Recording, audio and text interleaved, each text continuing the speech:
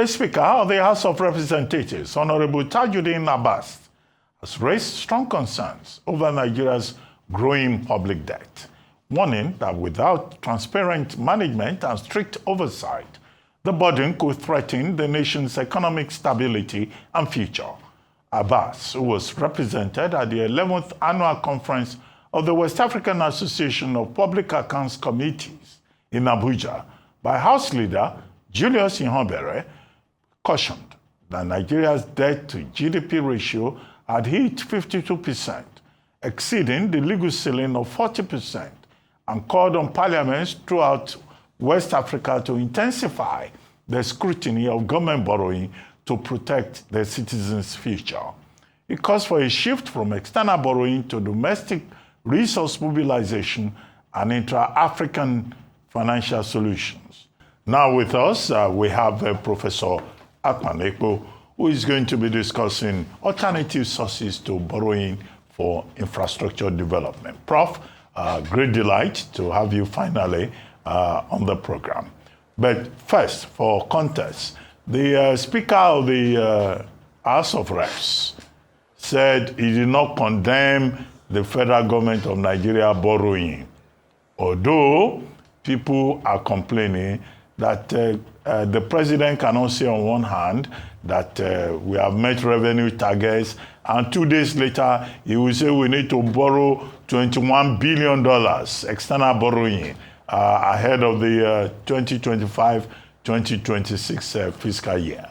There are other people like Mr. Peter Obi who complain that, look, borrowing is not the problem, but you cannot keep borrowing for consumption. You have to borrow for development, for economic growth. And there are persons who say that our major problem is productivity, that this economy needs to be productive, not just conspicuous consumption. But you are the teacher of this subject. Are there alternative sources to borrowing?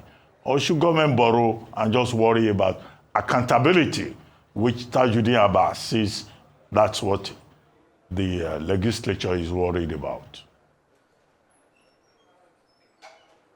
Well, thank you very much, Dr. Bati. Thanks for having me. You know, I've always argued that the borrowing is not really a problem. And so when you look at the so-called debt GDP, I've always argued that GDP does not pay debt, revenue pays debt. So we have to think about our borrowing, our debt profile, because there are two issues involved.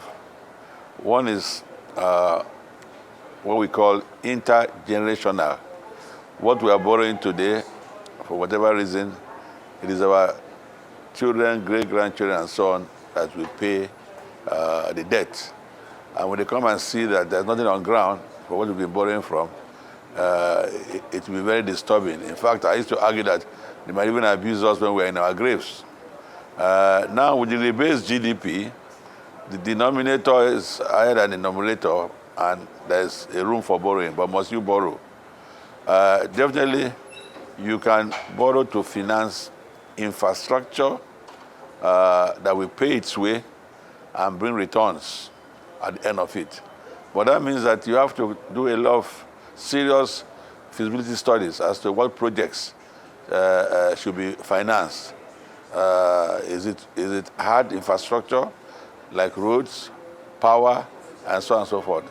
Or is it soft infrastructure like education, which has two aspects, both soft and hard, and so on and so forth? So borrowing is not an issue, but you have to be transparent when you are borrowing. You have to be very transparent. You have to let people know why you are borrowing and the processes and the sources you are borrowing from.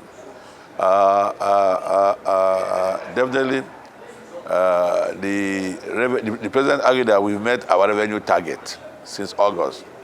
Now, if you've met your revenue target since August, we hope that the revenue is being used for one, to make sure that we have to finance quality education, finance quality health, finance other basic needs that Nigerians need that will raise their standard of living.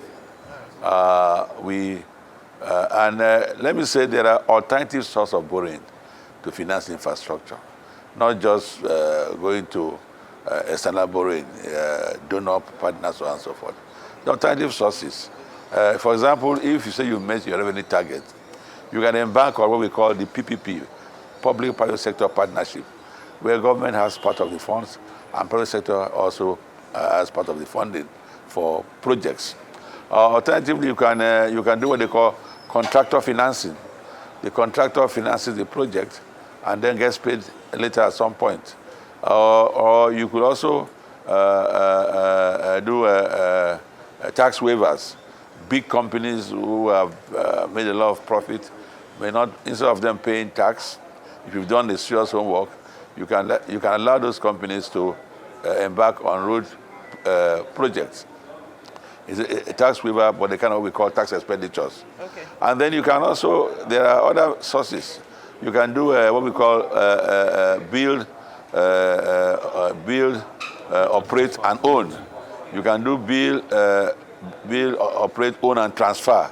And in government, in the public sector, we have experts in these areas. So there are other sources of borrowing, not just going to the external sector to borrow. There are other sources that I've listed, yes. All right. Thank you so much, Professor Ekpo, yes, and for listing, because we've often talked about alternative sources to borrowing to fund infrastructure.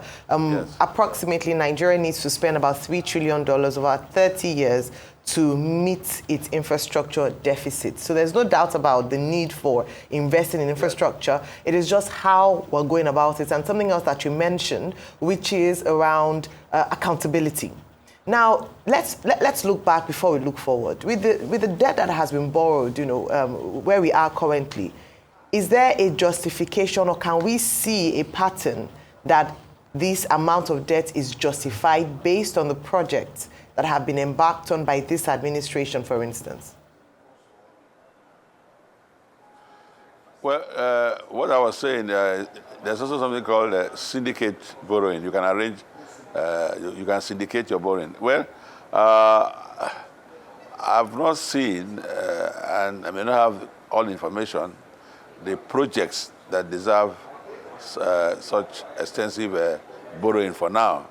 But let me say this, if they are borrowing to fund, for example, the power project, as electricity supply, and they are transparent enough, that will be a major project that will grow the economy, generate jobs, and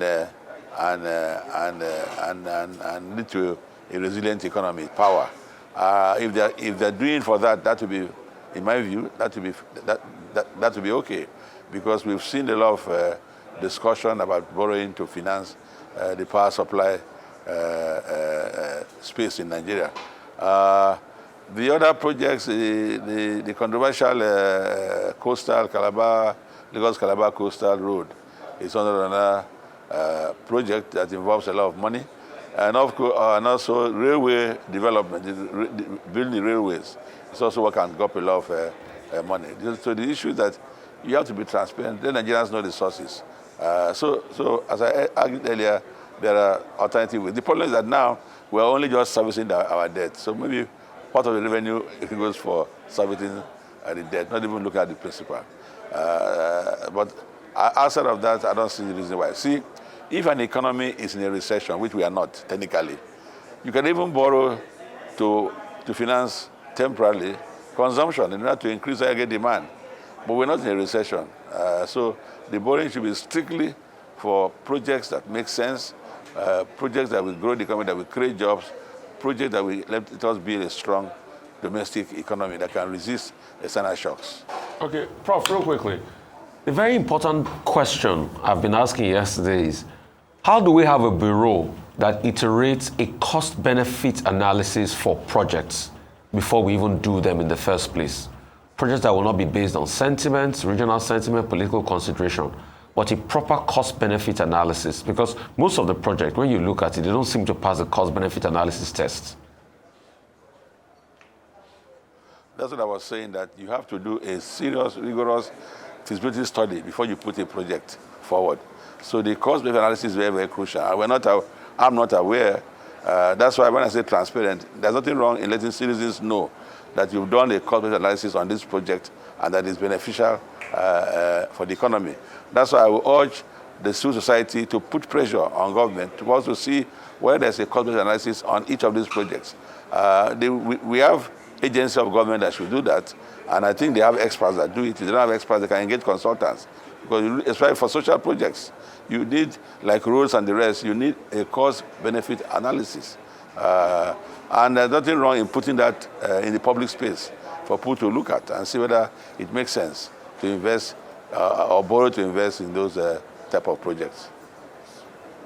All right. All right. All right. So Thank you so I much. agree with you that way. Thank you so much, Prof. I really appreciate you. Thank you, Prof.